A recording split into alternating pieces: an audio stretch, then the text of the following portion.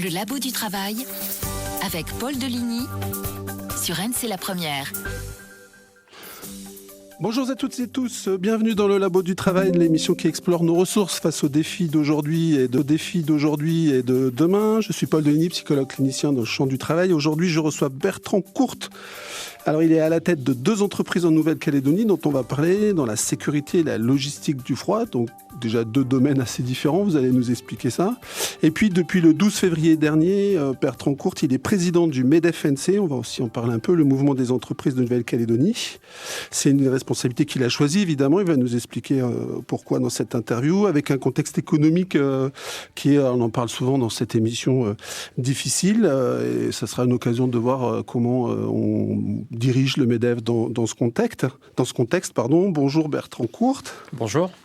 Alors, vous dirigez 2 entreprises en Nouvelle-Calédonie. Donc, il y a Sécu Système qui est dans la sécurité depuis 2007, c'est ça ? Sécu Système. Alors, Sécu Système existe depuis un peu plus de 40 ans maintenant. Et Sécu Système est rentré dans le groupe vers 1995. Ah ok, donc mes informations sont fausses. 1995, ouais, on est bien au-delà bien avant 2007. Et il y a aussi donc la société Frigodome qui fait de la logistique de froid. Oui, Frigodome qui fait de la logistique de froid. C'est une idée qu'on a pris en fait dans les Antilles, parce que Frigodome est un réseau qui existe, qui a pris naissance en fait en Martinique en 2004 et qui s'est étendu à l'ensemble des départements d'outre-mer et notamment les Antilles. Et en fait, pour la petite histoire, quand le groupe GBH a commencé à investir en Nouvelle-Calédonie, GBH est un groupe antillais, ouais. Est client du réseau Frigodome dans les Antilles. D'accord. Et donc en fait, ils avaient demandé au président de l'époque, qui s'appelait Didier Mayenhomme, qui avait créé Frigodome. Il dit voilà, nous on s'installe en Calédonie, ça nous intéresserait d'avoir une structure comme la tienne dans ce territoire. Est-ce que ça t'intéresse ? Et c'est comme ça qu'a été amené Frigodome. Voilà, en Nouvelle-Calédonie. Voilà. Du coup, Frigodome, on va commencer par ça là. C'est quelle activité exactement ? Alors, c'est la prestation logistique pour compte de tiers, donc de la prestation mutualisée. Pour faire très simple, en fait, c'est un frigo immense, une grosse chambre froide mutualisée qui permet aux entreprises, aux industriels, aux importateurs, aux grossistes, aux distributeurs, en fait, de pouvoir disposer avec beaucoup de souplesse d'espaces froids qui payent en fait à la consommation de l'espace utilisé. Le problème de la location. C'est de la location. C'est de l'emplacement palette qui est facturé parce que une chambre froide, ça coûte assez cher pour la mettre en place parce qu'il y a une dalle particulière. Et ensuite, il y a pour refroidir une chambre froide, il n'y a rien de pire, soit d'une chambre froide totalement vide ou à moitié pleine seulement. Ça coûte assez cher. Et le problème aussi, quand on a une chambre froide qui est pleine, comment on fait pour étendre sa gamme et développer son business ? C'est tout l'intérêt d'externaliser ses prestations. Il y a combien de salariés chez Frigodome ? Il y a à peu près 14-15 salariés. Okay. Aujourd'hui, Sécu Système, une dizaine. Après, il y a dans le groupe familial, il y a d'autres sociétés également, de longue date, Connectic System, Locabox, Apelium, depuis dernièrement, Star Pacific et BTNC. Voilà, entre autres. Et vous dirigez toutes les boîtes ? Avec soit des associés ou des directeurs ou directrices. D'accord. Parce qu'on ne peut pas être partout non plus. Et puis, j'ai une occupation qui me prend pas mal de temps depuis le mois de février 2026. Oui, on va parler de cette occupation. On passe souvent cette question dans l'émission. Comment s'est comportées vos entreprises là pendant... il y a eu une première crise économique quand même avant 2024, puis les exactions. Comment ça s'est passé pour vous ? Avant 2024, on avait des structures qui tournaient relativement correctement. On n'avait pas de problème particulier. On n'avait pas beaucoup de croissance à un moment, puisque ça avait tendance un peu à stagner. Après, on a eu le 13 mai 2024. On a eu quand même de la chance parce que nos installations n'ont pas été touchées physiquement. Et je vois le drame que c'est pour les chefs d'entreprise ou leurs équipes qui ont perdu leurs bâtiments, leurs locaux, leurs bureaux, leurs docks. C'est une véritable catastrophe et c'est un traumatisme. Nous, on a eu cette chance-là, c'est d'avoir pas avoir eu de dégradation.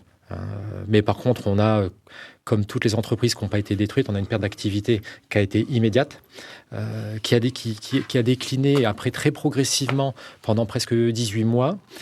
Et aujourd'hui, on est dans une espèce un peu de phase de stabilisation depuis quelques mois au niveau de l'activité. On est toujours entre moins 30 et moins 40% de manière générale, nous, sur nos structures. Mais par contre, ça se stabilise depuis quelques temps. Ça baisse plus, en fait. Ça reste ça baisse plus, mais comme c'est aujourd'hui. Ça baisse plus. Il y a de temps en temps, depuis quelques temps, quelques sursauts qui sont intéressants à regarder, qui sont intéressants à analyser. On pourra peut-être en reparler.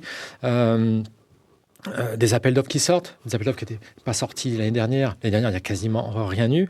Aujourd'hui, on revoit des appels d'offres sortir. Il y a quand même des entreprises qui reconstruisent. Elles ne sont pas nombreuses, mais il y en a qui le font. Il y a des projets qui se remettent en place, qui sont lancés. On est en train d'attaquer une phase, je pense, différente et qui devient intéressante. Ah bah parfait, on va revenir dessus tout à l'heure. Sur la partie justement rebond, c'est aussi le but de l'émission. Par rapport à ces deux sociétés, il y a eu des réflexions, structurations, organisations différentes. Il a fallu s'adapter. Comment vous avez géré ? Ce que je voulais, c'était absolument maintenir les emplois de tout le monde. Donc on a réussi à garder tout le monde dans toutes les sociétés du groupe jusqu'à présent. Je pense que ça, c'était le plus important. Après, on réduit les charges autant qu'on peut dans tous les postes. Là, vous prenez ligne par ligne et vous dites qu'est-ce qu'on peut économiser là-dessus, qu'est-ce qu'on peut économiser là-dessus. C'est pas forcément un travail qui est agréable et que le chef d'entreprise aime faire. Le chef d'entreprise, à la base, lui, il aime créer et développer. Quand il passe son temps après à essayer de survivre et de voir qu'est-ce qu'il met en place pour survivre, c'est pas des périodes qui sont très excitantes pour le chef d'entreprise, mais c'est un passage obligé. Sinon, si on fait pas ce travail-là, si on n'avait pas fait ce travail-là, c'est simple. Après, vous prenez et puis vous fermez boutique. C'est ça, mais c'est intéressant quand même, parce que ça veut dire qu'il y a un changement important de mentalité, du coup, effectivement, entre la phase développement où on crée, on va chercher de la part de marché, etc., qui est plutôt une phase de conquête, comme on dit. Là, on doit essayer de survivre, on est plutôt en défensif. Oui, et puis psychologiquement, c'est quand même pas la même chose. En Calédonie, on a quand même été, faut le reconnaître, on a été gâtés pendant quelques décennies. On a connu des phases de développement absolument extraordinaires sur les 30-35 dernières années, avant bien sûr notre crise économique, où les chefs d'entreprise investissaient beaucoup. Ils n'hésitaient pas à faire grand, voire très grand, voire trop grand. Et aujourd'hui, il y a dans les états d'esprit, c'est de dire maintenant, la réflexion aujourd'hui, à chaque fois qu'on fait quelque chose, on se dit, quelle est la bonne taille de l'outil que je dois refaire ? Et souvent, on a des constructions qui sont plus petites, qui coûtent moins cher. Donc, c'est un nouvel état d'esprit qui est passé dans la tête, qui est aujourd'hui installé dans l'esprit des chefs d'entreprise. Donc on peut reprendre un goût au développement, mais effectivement avec des perspectives réduites, quoi. On prend moins de risques. Oui, parce ce qu'on ne sait pas encore, c'est quelle va être la taille du marché calédonien dans quelques années. Donc les gens préfèrent être prudents. Ok, je refais un local où je fais une extension, mais plutôt que de faire les 500 mètres carrés que j'avais prévus, je vais peut-être en faire 350, puis on verra dans quelques années. Oui, il y a plus de prudence. Oui, absolument. Alors, on va parler du MEDEF, puisque, comme vous dites... peut-être avant un petit mot, parce que j'ai vu aussi que vous étiez élu de la CCI. C'est pas forcément une fonction qui est très connue du grand public. On voit des postes qui en parlent un peu, mais vous avez été élu à la CCI pendant 6 ans. Pendant 6 ans. Donc, sur la précédente mandature, j'avais été élu sur la présidence de David Guyenne. Moi, je suis dans la section des services. Et aux élections de l'année, ça fait 18 mois déjà. Donc j'étais à nouveau dans l'équipe de David Guyenne. Donc ils ont été réélus. Et par contre, après, moi, je suis sorti de la CCI. J'ai démissionné de mon mandat d'élu en février, pour le mandat du MEDEF. 2-3 semaines après ma prise de fonction à la présidence du MEDEF. D'accord. CCI, juste quelques mots pour nos auditeurs. L'activité, quand on est... Alors, vous étiez du côté des services ? Oui. C'est quoi l'activité d'un élu à la CCI ? Alors, il y a beaucoup de commissions, des commissions d'appel d'offres, la commission aéroport, la commission formation. Moi, j'étais dans la commission avis, où là, notamment, la CCI est saisie sur un ensemble de textes, de projets de loi, et donne son avis sur la thématique. Dans notre commission, il y avait tous les secteurs qui étaient représentés, le service, l'industrie, le commerce, entre autres. Donc, vous êtes consulté quand il y a des projets de loi sur la direction du travail ou des lois fiscales, peut-être ? Des lois fiscales, certaines lois commerciales. Sur l'aspect purement social, pas trop. Que ça, c'est pas forcément dans les prérogatives de la CCI. Ça, c'est plutôt côté partenaires sociaux, tout ce qui est social. Mais voilà, on était consultés. Là, souvent, on avait le promoteur du texte qui venait présenter son texte, qui venait le défendre, puis qui venait surtout répondre à nos questions pour qu'après on puisse émettre un avis. Avis qui est consultatif, mais ce qui était plus intéressant, c'est pas tant l'avis qui est rendu, c'est surtout les remarques qui sont faites. Oui, pour le législateur, l'intérêt, pour celui qui propose le texte, c'est d'avoir quelque chose qui corresponde au terrain, aux contraintes réelles de l'employeur, du travail. C'est ça, j'imagine, le rôle. Oui, et ce qu'on ne sait pas à chaque fois, c'est est-ce que notre avis va être bien lu ? Est-ce que nos remarques, observations, voire conseils vont être bien analysés et utilisés, ouais. Et utilisés. Généralement, une fois qu'on émet notre avis, on n'a pas de retour. Et ça, je trouve que c'est un peu dommage. Le législateur pourrait faire un retour et dire, voilà, nous, ça nous intéresse peut-être d'approfondir tel sujet. Et là, franchement, c'était bien, on va l'intégrer dans notre texte. Et on n'a pas ce retour, malheureusement. C'est dommage. D'accord. Très bien. MEDEF, du coup, on y va. Donc, c'était le 12 février dernier.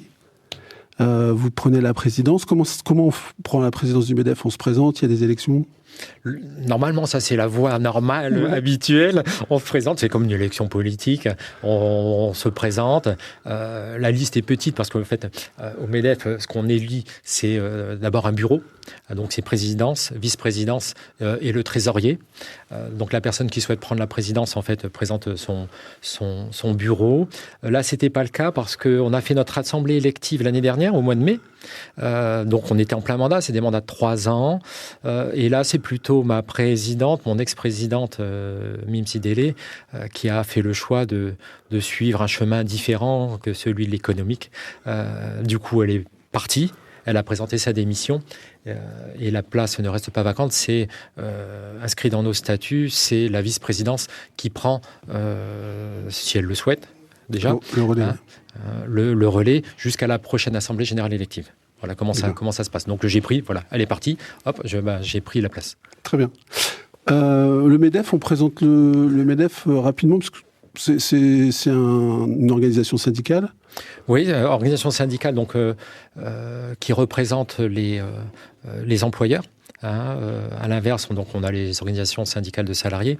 Donc le MEDEF est la première organisation patronale représentative en Nouvelle-Calédonie. C'est également la première organisation au niveau national.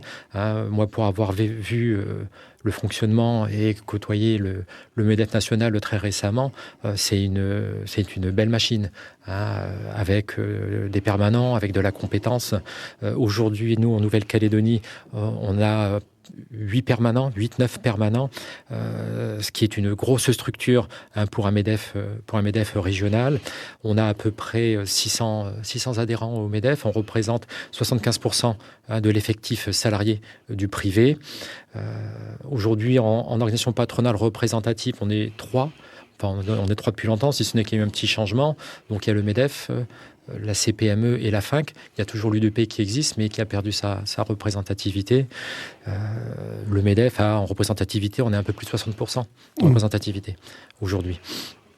Donc c'est ce qui est important. Donc le MEDEF, c'est un peu comme un club, puisque c'est une association où on a des adhérents qui viennent sur la base du volontariat, contrairement à la CCI, où la CCI, c'est des ressortissants qui sont naturellement rattachés à la CCI. Le MEDEF, donc les gens viennent, les chefs d'entreprise viennent adhérer au MEDEF, souvent pour y trouver une source d'information. De façon hebdomadaire, on envoie une lettre d'information aux adhérents avec l'actualité de la semaine, les dossiers qui sont en cours, les nouveaux dossiers, les interventions MEDEF dans les médias, les indicateurs récents, CAFAT, RISE, etc., etc. Donc, ils viennent à la fois pour l'information, à la fois pour de l'assistance aussi, que dans nos permanents, on couvre tous les champs qui intéressent un chef d'entreprise, le social, la fiscalité, l'économie, la formation, le droit du travail. Donc, quand ils ont une question, ils prennent le téléphone, ils appellent, il y a quelqu'un au MEDEF qui décroche, un chargé d'affaires. On a des juristes et des chargés d'affaires qui sont sincèrement de très, très grande qualité, et ça, les adhérents apprécient beaucoup. Donc beaucoup de conseils, c'est l'activité syndicale. En fait, pour nos auditeurs, c'est exactement la même chose qu'un syndicat de salariés. Absolument. On adhère, on est représenté. On est représenté. Quand on a un souci, on vient au MEDEF et on défend le dossier. D'abord, on analyse le dossier. Et s'il est effectivement très bien défendable, on défend le dossier avec le chef d'entreprise, que ce soit vis-à-vis d'un syndicat de salariés, s'il y a un conflit social ou une tension, en tout cas si ce n'est pas encore un conflit, ou vis-à-vis de la CAFAT, s'il y a un souci avec la CAFAT, ou vis-à-vis de la direction du travail, s'il y a un souci avec la direction du travail. Et ça, c'est une assistance parce que c'est important pour pouvoir bien traiter ce genre de dossier. Il faut avoir les bons contacts, il faut connaître les gens, il faut savoir comment ça se passe. Et là, pour le coup, au MEDEF, c'est le travail et c'est le quotidien des permanents. Oui, c'est ça. Après, quand vous dites qu'en termes de représentativité, c'est 60%, en termes de salariés privés, c'est 75%, ça veut dire que vous n'avez pas que des grosses entreprises, parce que le MEDEF, il y a un peu l'image d'un syndicat de très gros employeurs, on pense aux miniers, etc. Mais en fait, quand vous dites 75% du privé, ça ne peut pas être que les gros employeurs. Non, on essaie à l'image un peu du tissu économique calédonien. On a les grosses structures, mais par contre, après, c'est surtout c'est que la PME, c'est de l'entreprise qui va de 0 salarié. Des fois, c'est juste le chef d'entreprise, un indépendant qui vient, qui adhère au MEDEF. Mais après, c'est la PME autour des 10 salariés. C'est surtout ça, en fait, les adhérents au MEDEF. Oui, c'est la taille de vos entreprises, d'ailleurs. Absolument. De chaque entreprise au sein du groupe, en tout cas, mais on est autour de ces chiffres-là. Exactement. Et sur ces structures-là, vous n'avez pas les moyens d'avoir un spécialiste en RH chez vous, un spécialiste en économie, ou ce genre de choses, etc. Donc, c'est l'adhésion au MEDEF. C'est ce que moi, je dis à toute personne que je rencontre qui se pose la question s'il veut adhérer au MEDEF. Je dis, vous inquiétez pas, en 2 coups de fil, vous avez rentabilisé votre cotisation de l'année. C'est ça. De retour à l'antenne avec Bertrand Courte, donc, qui est à la fois chef d'entreprise. On a parlé un peu de ses entreprises, de son groupe. On a aussi parlé un tout petit peu de l'activité à la CCI. Et là, on est sur le mandat du MEDEF, qui est ce qui nous intéresse, puisque ça vous donne une vision quand même de l'économie calédonienne. On disait 60% représentatif chez les employeurs. Donc voilà, on va aborder la question de, comme d'habitude dans l'émission, la crise, les exactions, la situation économique de la Calédonie. Vous, dans cette fonction de président du MEDEF, le monde économique, qu'est-ce qui vous a le plus marqué depuis que vous êtes à votre poste ? Je pense qu'on va juste revenir un peu sur les 2 dernières années. Ouais. Puis s'est passé plein de choses. On avait déjà un début de crise quand même avant le 13 mai. On a toujours les régimes sociaux, le RUAM qui est en déficit permanent, le régime des retraites, même chose, le réseau électrique, pareil, qui perd de l'argent, etc., etc. KNS qui ferme. Bon. Mais ça tenait un peu, les gens quand même avaient encore le moral et surtout ils avaient encore un peu de moyens.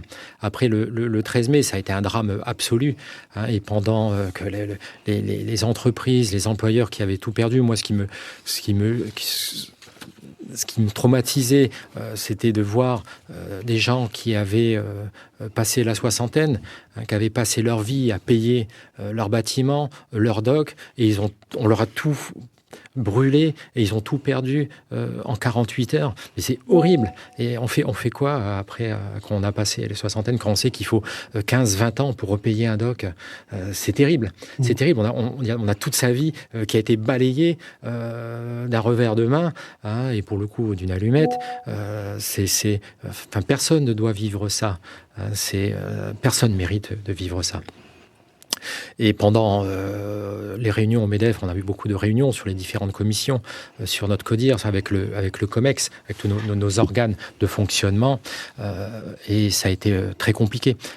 Pendant des mois, je peux vous assurer que personne n'avait le moral autour de la table. Déjà, quand vous étiez dans vos entreprises, vous vous posiez la question, on fait comment demain pour payer les salaires, les fournisseurs, les charges sociales, les charges fiscales.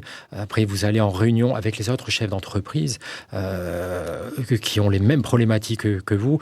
Je peux vous assurer que l'ambiance, elle était lourde, très très lourde. Ça a été extrêmement compliqué. Heureusement qu'on a avec le MEDEF une organisation qui fonctionne, qui tient la route. On a eu et on a toujours le soutien actif et sans faille du MEDEF national. Ça, c'était hyper important.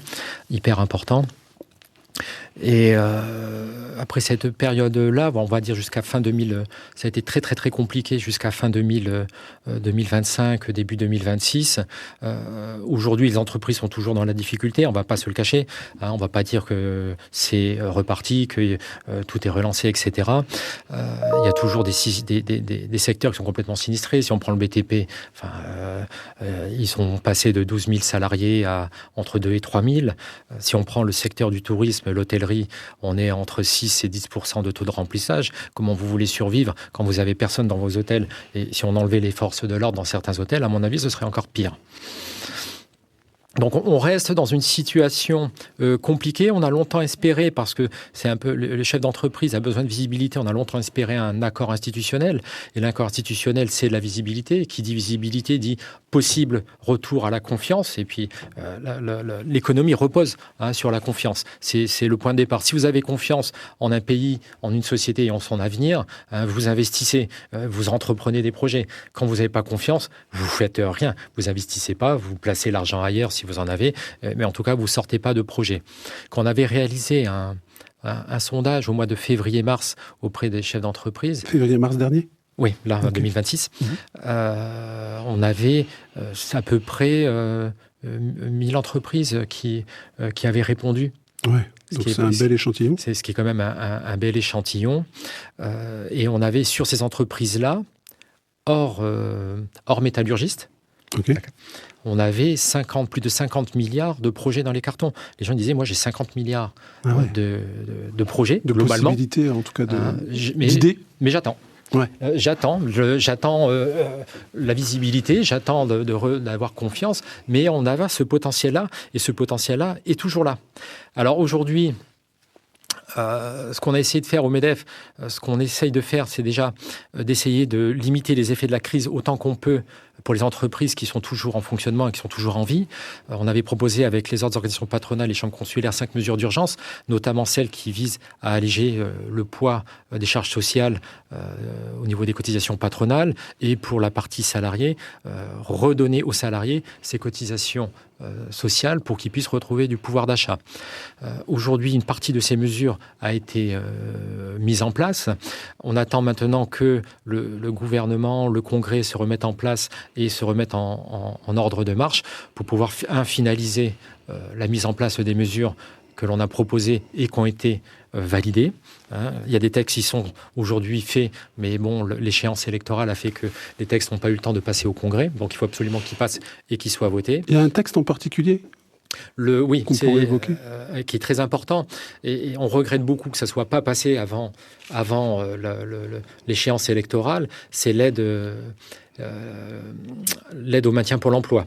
Donc la partie que la Nouvelle-Calédonie prend à sa charge verse à l'entreprise pour que l'entreprise maintienne ses emplois si vous avez mis des gens à temps partiel. Oui. Pour combler, en chômage partiel pour combler le salaire. D'accord. Et cette aide au maintien pour l'emploi, le dispositif prend fin ce mois-ci. On avait demandé une prolongation. La prolongation a été actée. Le texte est prêt pour être prolongé jusqu'au 31/12, mais le texte n'a pas été voté. D'accord. Ce qui veut dire qu'on va devoir attendre certainement, soyons optimistes, septembre pour que le texte passe au Congrès, ce qui veut dire que les entreprises vont devoir avancer 2 mois de salaire en attendant que le texte passe et qu'ils puissent être indemnisés en retour. C'est compliqué. Mais ça peut concerner que des entreprises qui ont de la trésorerie, là, en ce moment. Oui, et c'est là où, des fois, on se frictionne un peu avec le politique. C'est que quand on dit mesure d'urgence, urgence, ça veut dire maintenant. Nous, on n'a pas le temps d'attendre. On n'a pas le temps d'attendre la mise en place des mesures. On n'a pas le temps d'attendre que des institutions qu'on parte en période électorale, que les choses prennent du temps à se remettre en place et qu'on vote les textes après. C'est beaucoup trop long. Et c'est souvent là qu'on a souvent des tensions. Oui. Des tensions. Sur le temps, en fait, c'est pas la même chose. Le temps politique, c'est pas le temps économique. Mais c'est un exemple concret. Tout à fait. Aujourd'hui, quand vous avez des salariés, si vous devez faire un licenciement économique, ça va prendre, au bas mot, 3 mois, 3-4 mois pour la mise en place. Donc ça veut dire, c'est pour ça qu'on a dit, les mesures comme ça, il faut les prendre en amont et donner de la visibilité sur plusieurs mois au chef d'entreprise. Sinon, il va licencier. C'est inévitable. C'est ça. Et là, le texte, c'est pour l'objectif, c'est bien le maintien des emplois, le temps que l'activité reparte et qu'on n'ait pas une situation où on enclenche les plans sociaux alors que l'activité sera en train de repartir. Exactement. C'est exactement pour ça. Après, à côté de ces mesures d'urgence, je pense qu'il faut... il y a le plan de soutien de l'État, le plan de refondation, avec les 2 milliards d'euros sur les 5 prochaines années, 2026 et suivantes. Où là, il y a des choses à la fois il y a des choses intéressantes dans ce plan. Il y a une partie de relance aussi de chantier pour le BTP. Aujourd'hui, la première vague de chantiers, il y a 64 chantiers financés à 100% par l'État pour environ 9 milliards. D'euros 9 milliards CFP. CFP, pardon. Ouais, dommage, 9 milliards d'euros, ça aurait été bien. Bon. Oui. J'étais en train de faire le calcul en même temps. Je dis non, là, c'est pas possible. 9 milliards CFP. Et, on peut rêver. Et il faut absolument que ces chantiers se mettent en place le plus rapidement possible, qu'ils soient lancés. Ouais. Là, aujourd'hui, on est... Donc, c'est 62 chantiers, ça 64 chantiers qui sont prêts. On est en juillet et ça n'a pas démarré. Et c'est prévu pour quand ? C'est prévu pour le plus tôt possible. Ça aurait dû commencer. D'accord. Ça aurait dû commencer. Je vais vous donner un exemple très concret, où là encore, il y a le temps politique, le temps administratif presque, et le temps économique. Prenons le pont de la Tontouta. Il y a un projet de refaire le pont de la Tontouta. L'appel d'offres a été lancé l'année dernière. La décision d'attribution est prise depuis le mois de septembre, c'est décidé, 2025. Okay. On est en juillet 2026, c'est toujours pas lancé. C'est pas normal. C'est pas normal. On n'est pas dans une situation comme si toutes les entreprises avaient un carnet de commandes plein sur les 18 prochains mois. Ils sont tous là, ils tirent la langue, ils sont en train de mourir. Tout ce que les entreprises demandent, c'est de travailler. Donc, donnant-leur du travail. On a le financement de l'État, sortant les projets. Et j'en discutais. C'est quand même dingue cette histoire. Enfin, vous allez comprendre. Je discutais avec une personne qui connaît très bien l'administration et notamment la Nouvelle-Calédonie. Il me disait, tu sais Bertrand, il y a combien de personnes qui s'occupent du suivi des appels d'offres publics pour le gouvernement, pour la Nouvelle-Calédonie ? Une personne. Ah oui. Une personne qui s'occupe de ça. Comment voulez-vous sortir 64 projets ? Bon, ça ne concerne pas que la Nouvelle-Calédonie, ça concerne les provinces et les communes. Mais comment vous voulez sortir les projets de façon importante, tels qu'on en a besoin aujourd'hui, de façon rapide, avec aussi peu de moyens derrière ? Mais ça veut dire qu'il y a un décalage, ou je sais pas, un problème d'adaptation entre les attentes de l'entreprise, enfin du privé, en termes. Parce que là, on est bien d'accord, là, projets qui sont validés, qui sont passés à l'appel d'offres, les fonds sont présents, et on est en train de dire qu'il y a 10 mois qui se sont passés sans que ça déclenche quoi que ce soit. Ça va pas assez vite. Ouais. Ça va pas assez vite. Alors, il n'y a pas assez de moyens concentrés sur ça. Là, j'ai bon espoir parce qu'on est... là, pour le coup, on est aussi d'accord on est d'accord avec le gouvernement, avec l'État pour dire que ça va pas assez vite. Ce qui avait été proposé aussi par le gouvernement, c'est de mettre en place aussi un mode de fonctionnement un peu différent, à style qu'ils appellent le mode de Notre-Dame. Ça veut dire en suivi permanent, réunion toutes les semaines pour voir où ça en est. Ce chantier-là, où est-ce qu'il en est? Le dossier est lancé, le dossier n'est pas lancé. La consultation est faite, l'attribution est faite, commission d'appel d'offres faite ou pas faite. Voilà, ce mode de fonctionnement-là, je pense que c'est important de le mettre en place. C'est important de le mettre en place. Et également, là, l'État a une deuxième vague de projets à lancer. Bon, c'est bien, ils vont le lancer. Et ce que l'État aussi et le gouvernement ont acté, c'est de pouvoir déléguer sur la mise en place et le suivi un certain nombre de missions aussi à la CECAL, pour le coup, qui va permettre de renforcer les moyens et de débloquer, je pense, un certain nombre de choses et d'accélérer un peu le rythme. La CECAL, on rappelle pour les auditeurs société... le rôle simplement peut-être. Le rôle simplement, en fait, c'est un peu l'outil technique de la Nouvelle-Calédonie pour la mise en place notamment de tout ce qui est chantier, logements sociaux, etc. Voilà, ce suivi-là. Donc ça, c'est aussi des opportunités probablement pour plus tard. Oui, absolument. Et plus tard, il faut que ça soit maintenant quand même. Oui, on sent dans ce que vous décrivez, c'est vrai, il y a ce contraste entre un temps de décision qui paraît de décision et de mise en œuvre, qui paraît assez lent et la réalité du terrain. Comme vous dites, il y a eu quand même ce mode qui a été mis en place pour la cathédrale Notre-Dame pour que les travaux soient faits aussi vite, puisque ça a été reconstruit en 5 ans, ce qui est quand même un score admirable. Et donc il y a une organisation qui existait déjà. Pourquoi elle ne s'est pas mise en place tout de suite en Calédonie, puisqu'on savait que ça allait être compliqué? Je pense. Alors, cette année, en termes de, alors il s'est passé plusieurs choses qui sont venues peut-être interférer là-dedans aussi. Il y avait quand même une partie en début d'année où une partie des politiques étaient aussi assez concentrées sur les négociations sur l'accord institutionnel. Il y a eu le calendrier électoral, les municipales, puis ensuite les provinciales. Et quand on le sait de manière habituelle déjà, quand on a une période électorale dense comme celle-là et surtout les provinciales, beaucoup de choses ralentissent et beaucoup de choses s'arrêtent pendant quelques temps. Sur la partie refondation, il y a ces chantiers-là, il y a 2 vagues, c'est ça que vous dites? Donc il y a les premiers 3 vagues cette année. 3 vagues, d'accord. 3 vagues cette année. Donc la première a été lancée, l'État est en train de lancer la deuxième. Je ne sais plus combien il y a de projets qui vont être lancés dans la seconde. Et il y aura à nouveau une vague avant la fin de l'année? Oui. D'accord. Donc là, c'est quand même une source d'espoir, tout ça. C'est une source d'espoir. J'ai bon espoir parce que pour relancer l'économie calédonienne, il faut redonner du travail aux gens. Il faut pouvoir recréer de l'emploi. C'est important parce qu'aujourd'hui, il y a trop de gens qui ont perdu leur emploi. Ça, c'était une donnée CAFAT qu'on avait le mois dernier. Il y a à peu près 16 000 personnes aujourd'hui en Nouvelle-Calédonie qui sont sans aucune ressource financière. C'est catastrophique.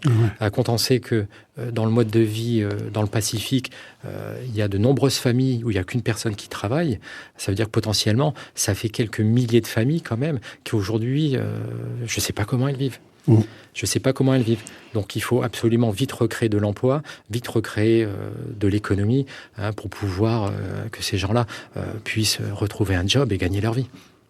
16 000 emplois privés? Alors pas emploi, c'est 16 000 sans ressources. Personne? Oui. D'accord. En emploi on doit être entre 12, pareil. 12 000 on est entre 12 et 14 000. Emploi aujourd'hui, personnes qui ont perdu leur emploi. Sur le privé où il y avait 75 000 ou... On était à peu près à 65 000 salariés privés. C'est énorme. C'est colossal. Si on devait rapporter ça à l'échelle de la métropole, mais c'est des millions et des millions je crois que ça faisait 3 ou 4 millions d'emplois d'un coup. On ne se rend pas toujours bien compte de l'ampleur des conséquences du 13 mai. Mais c'est gigantesque. C'est gigantesque. Et on va mettre un petit peu de temps à s'en remettre. Est-ce que vous avez vu des réactions d'employeurs parce qu'ici, ce qui nous intéresse aussi, c'est comment on rebondit face à ça. Enfin, on voit que le mur est très fort et très haut. Est-ce que, du point de vue du MEDEF, de ce que vous avez rencontré dans votre activité au MEDEF, vous avez pu voir des employeurs qui s'interrogeaient, qui innovaient, qui essayaient de voir comment s'adapter? Alors, en 2025, il ne s'est rien produit niveau projet. Les chefs d'entreprise avaient le moral dans les chaussettes, tout le monde, et tout le monde ne bougeait plus une oreille, n'investissait plus. Aujourd'hui, en 2026, vous commencez à avoir maintenant, on le constate, quelques projets qui commencent à sortir, quelques entreprises qui ont été détruites, qui reconstruisent. Vous avez le groupe Jandot qui a refait à Magenta un espace Renault. Alors certes, c'est pas le showroom qu'il y avait avant, mais ils ont reconstruit quelque chose, ils ont remis en place quelque chose. Vous avez aujourd'hui le bâtiment Decathlon qui est en reconstruction. Vous avez d'autres structures, les McDo, celui de Kenwin avait été complètement saccagé. Ils l'ont entièrement refait après les émeutes. Et vous avez aujourd'hui des projets qui commencent à sortir. Vous avez les familles calédoniennes, et je pense que ça c'est important, et c'est un bon indicateur aussi, les familles calédoniennes qui se remettent à investir. Et je pense que il faut soutenir les familles calédoniennes qui investissent. Trop souvent, c'est le cas en Calédonie, mais c'est un peu le cas, c'est un peu un syndrome métropolitain français. Ça, c'est qu'on, au lieu de montrer en exemple ceux qui réussissent, qui se développent et qui gagnent de l'argent. On a tendance plutôt à les stigmatiser, à leur montrer du doigt, et ça c'est terriblement injuste et c'est contre-productif. Ces gens-là nous servent, ces familles calédoniennes servent de locomotive pour la Nouvelle-Calédonie. On en a besoin pour reconstruire et faire redémarrer la Calédonie. Il faut les aider, il faut les encourager, et quand elles le font, il faut les féliciter. Ce que je souhaite moi aujourd'hui, en tant que président du MEDEF, c'est mettre en avant tous ces gens-là qui reconstruisent et qui essaient de faire redémarrer la Nouvelle-Calédonie et qui croient à son avenir. Moi, je suis calédonien, moi, je suis un éternel optimiste et je crois en l'avenir de la Nouvelle-Calédonie, je crois en son potentiel. Et mon rôle, presque en tant que président du MEDEF, c'est d'essayer de faire comprendre aux gens qu'il faut avoir confiance, et que cette période d'incertitude, elle est là. La période institutionnelle, on le sait maintenant, on n'aura pas d'accord très certainement après les présidentielles 2028. Eh ben on n'a pas le temps d'attendre. Quand on peut y aller, il faut investir. Moi, sur la dernière année, j'ai racheté 2 sociétés parce que j'y crois, parce que j'ai le soutien de ma banque. Donc, il faut absolument... moi, c'est le message que je souhaite passer, c'est des messages positifs aujourd'hui, sans enlever la réalité. La réalité est là, mais il faut, dans la mesure du possible, tenter de redémarrer. Bien sûr, c'est indispensable. On refait une petite pause musicale et on se retrouve juste après. Bout du travail avec Paul Deligny sur Rennes, c'est la première. Bonjour à toutes et tous. Donc le Labo du Travail aujourd'hui avec Bertrand Courte qui est entre autres président du MEDEF. On parlait des raisons d'espérer avec des projets qui arrivent, des tranches financées par l'État. Sur la question de l'espoir, justement, peut-être un mot sur la jeunesse, puisque c'est un sujet qui vous importe particulièrement. Je vous écoute. Alors la jeunesse, c'est l'espoir. C'est ça. Et c'est toujours l'espoir, quel que soit l'âge de la jeunesse. Et la jeunesse doit être la priorité à la fois des politiques, mais également aussi du monde économique en termes de formation, en termes d'embauche. La jeunesse doit être la priorité absolue. Puis d'autant plus en Nouvelle-Calédonie où on le sait, on a une jeunesse qui réussit. Il faut en parler parce que souvent on parle de la jeunesse qui ne réussit pas en Calédonie, mais il y a une jeunesse qui réussit, qui se forme et qui ensuite apporte des compétences et leur pierre à l'édifice à la construction en Nouvelle-Calédonie.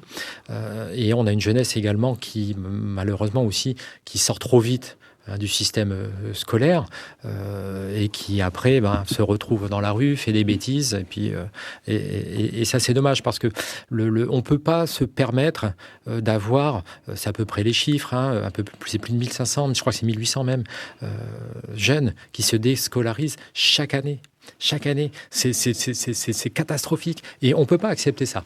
Et on peut pas, si on dit que c'est le système éducatif, le programme qui ne convient pas, etc., je reste persuadé effectivement qu'il y a une partie de la jeunesse qui n'a pas envie d'être pendant 10 ans, 8 heures par jour, assis sur une chaise à écouter un prof.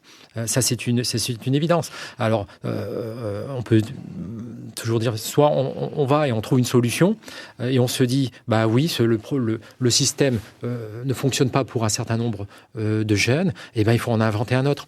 En parallèle, et je pense que ça, c'est de notre responsabilité, c'est la responsabilité de l'ensemble des Calédoniens de s'occuper de la jeunesse. J'étais la semaine dernière, j'ai fait une intervention au lycée Jules Garnier sur des BTS de seconde année, plutôt orientés BTP. Donc des jeunes qui vont dans 6 mois être sur le marché du travail. Et ils avaient des questions extrêmement concrètes. C'est qu'est-ce que je fais quand j'ai terminé, quand j'ai passé mon examen? Où est-ce que je vais? Qui est-ce que je vais voir pour trouver un emploi? Est-ce que ça va marcher demain, la Nouvelle-Calédonie? Comment vous voyez l'avenir de la Nouvelle-Calédonie? Est-ce que l'économie va se redresser? Ils se posent énormément de questions. Et il faut leur éclairer. Moi, je dis il faut leur débroussailler absolument autant qu'on peut le chemin pour qu'ils trouvent leur voie le plus rapidement, le plus facilement possible et qu'ils puissent ensuite s'épanouir. C'est indispensable. Je le dis, la jeunesse dans un pays, c'est le réacteur de la fusée. Donc si on veut que la fusée aille haut et loin, il faut entretenir ce moteur-là. Sur la possibilité de sortir peut-être des cours classiques, on était sur l'alternance, quoi. C'est un dispositif qui marchait plutôt bien. L'alternance est un super dispositif. La difficulté aujourd'hui, pour l'instant, c'est surtout pour les alternants de trouver des entreprises qui les accueillent, parce que il y a moins d'entreprises depuis 2 ans, et 2, les entreprises aujourd'hui ont pour beaucoup réduit considérablement leur taille, et souvent n'ont plus forcément la capacité humaine, surtout, à accueillir un stagiaire, s'en occuper, le former, l'aider, répondre à ses questions, parce qu'accueillir un stagiaire, c'est pas juste lui trouver une place, signer une convention de stage, c'est quand même s'occuper de lui et le former. Mais oui, l'alternance ou l'apprentissage fait partie des filières qu'il faut absolument développer. C'est un outil fabuleux. Il y a un autre outil, et j'étais également la semaine dernière, c'était la cérémonie de passation du commandement du RSMA.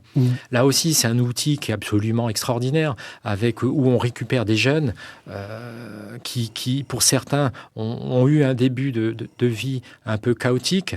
Il y avait des jeunes qui étaient là, qui sortaient, qui avaient fait quelques séjours du côté de Nouville. Du camp Est, donc. Du camp Est. On ne parle pas de l'université. C'est ça. Et j'étais là avec un cousin qui lui, est élu aujourd'hui dans une commune. Mais l'été, il avait fait 20 ans gardien de la paix. Et les jeunes l'ont reconnu. Donc ils sont venus le voir, ils ont discuté, et ces jeunes-là ont trouvé au sein du RSMA une nouvelle voie, une formation, et une raison d'exister, et ils ont trouvé autour d'eux une famille peut-être qui leur manquait aussi, une présence permanente entre leurs collègues du RSMA, même les officiers. Moi, ça m'a frappé de voir dans cette unité-là, c'est une vraie fraternité entre tout le monde, y compris avec les colonels métropolitains, qui sont là que pendant 2 ans. Le colonel, du coup, qui partait, qui laissait son commandement, il était en pleurs au moment de la cérémonie. C'était très touchant. Il y a beaucoup d'affect, en fin de compte. Énormément d'affect. Ouais. Et on a eu, et moi, ça m'avait frappé, c'était vraiment une très belle journée de découverte. Il y avait eu le matin, à la passation, chant kanak traditionnel de Marais. Ensuite, il y a eu une danse wallisienne un peu plus tard. Et ensuite, c'est les femmes qui sont mises avec les femmes d'officiers à faire une danse polynésienne. C'était fabuleux. Multiculturel, donc. Multiculturel, c'était fabuleux. Donc, c'est un outil qu'il faut absolument développer. Maintenant, tout le monde attend de savoir. Il y a une antenne qui va se faire entre Dambéa et Mont-d'Or, donc qui permettra d'accueillir plus d'une centaine de jeunes supplémentaires tous les ans, et ça, c'est hyper positif. Et il faut continuer de développer ça dans la mesure du possible. Peut-être un mot sur l'attractivité aussi, parce que c'est un grand chantier du MEDEF. Oui. Entre autres, il y a les talents calédoniens, on a reçu Pierre Massenet ici qui nous en a un peu parlé, mais sur l'attractivité, quel rôle peut jouer le MEDEF? Aujourd'hui, ce qu'on constate, c'est qu'on a perdu beaucoup de gens, on a perdu beaucoup de compétences, depuis, on a un déficit migratoire depuis environ 2014, à peu près, c'est là que ça a commencé, donc quelques années avant les premiers référendums, en fait. Les émeutes du 13 mai ont aggravé un peu ce flux-là rapidement. Donc aujourd'hui, il nous faut plus de gens, il nous faut plus de consommateurs. À 250 000, faut dire ce qui est. On n'a pas une population suffisamment nombreuse pour soutenir le système de santé tel que l'on a aujourd'hui, pour soutenir le système des retraites. Vous pouvez prendre les chiffres dans tous les sens et les remuer dans tous les sens avec un super calculateur, un super ordinateur, ça ne passera pas. Donc aujourd'hui, nous, ce qu'on dit aux politiques, il faut mettre en place des mesures d'attractivité, il faut savoir qui on veut attirer, touristes. Hier, j'entendais la présidente de la province sud parler aussi de retraités, elle parlait d'attractivité.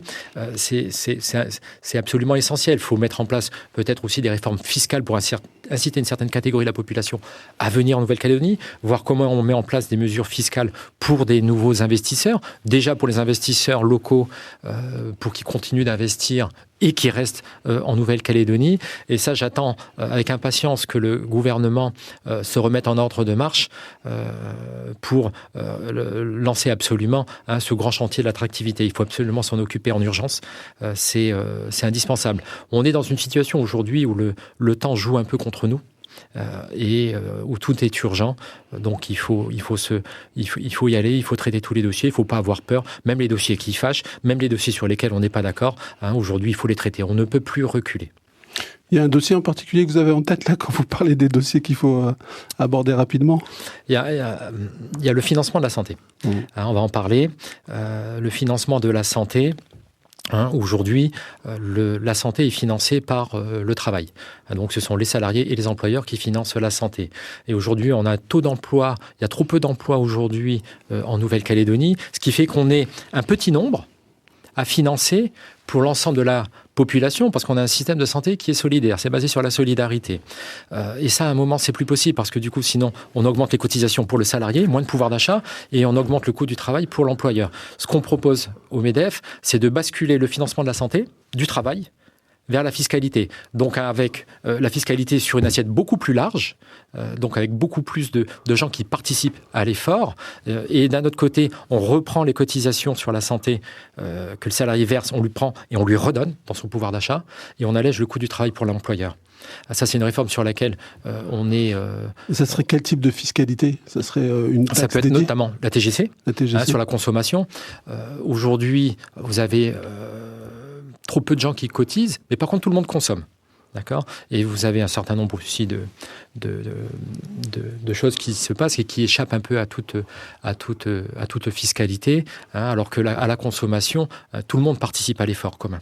Et je pense que ça, c'est une base suffisamment large pour que ça impacte assez peu, au final, l'ensemble des Calédoniens, qu'on conserve un système de santé performant et solidaire, et de l'autre côté, qu'on puisse relancer l'emploi et la consommation par une augmentation du pouvoir d'achat des salariés, en réduisant les cotisations salariales et patronales. Ça, c'est une réforme sur laquelle on va se battre, qu'on se bat déjà, mais je pense que c'est... c'est un grand changement. C'est un grand changement, c'est un enjeu majeur, c'est un enjeu national aussi, où ils ont la même situation, mais je pense que c'est une réforme qui est aujourd'hui indispensable. On termine souvent l'émission par cette question un peu de projection d'horizon. À 5 ans, vous voyez comment la situation en Nouvelle-Calédonie? Moi, je suis un optimiste et je crois en mon pays. Je pense que la Nouvelle-Calédonie va se redresser. Et j'imagine que dans 5 ans, on aura reconstruit une partie de notre économie. On aura mis en place des filières de développement qu'on envisage aujourd'hui. On aura un taux d'autosuffisance alimentaire qui va passer de 17% à 45% comme à La Réunion. Moi, je ne vois que du positif et que un renouveau, une reconstruction, un redéveloppement de la Nouvelle-Calédonie. On a tout ce qu'il faut dans ce pays, absolument tout. La Nouvelle-Calédonie va se redresser et elle va redémarrer. J'en suis intimement convaincu. Bien, ça sera le mot de la fin. Merci beaucoup Bertrand Courte d'avoir accepté notre invitation. Merci à vous. Donc je rappelle, président du MEDEF, je propose aux auditeurs donc de toujours pouvoir suivre l'émission en podcast sur le site de NC La Première. N'hésitez pas à aller écouter les émissions précédentes. Si vous avez des questions, ou si vous avez envie de participer, ou si vous avez envie d'être invité à l'émission, n'hésitez pas à m'écrire à lelabodutravail@francetv.fr. Aujourd'hui, à la technique, il y avait Rocky. Merci Rocky. Et puis je vous dis à la semaine prochaine. Portez-vous bien. C'était le Labo du Travail avec Paul Deligny